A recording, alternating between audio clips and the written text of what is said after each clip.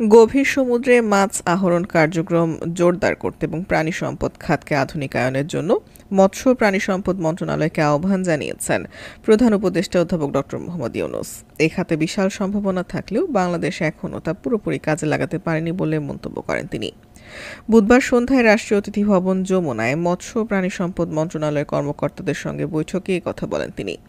প্রধান উপদেষ্টা বলেন, এটি একটি ব্যতিক্রমধর্মী মন্ত্রণালয়। এর আওতায় আমাদের সমুদ্রও আছে, খামারও আছে, কিন্তু আমরা এখনও সমুদ্রের জগতে পুরোপুরি প্রবেশ করিনি।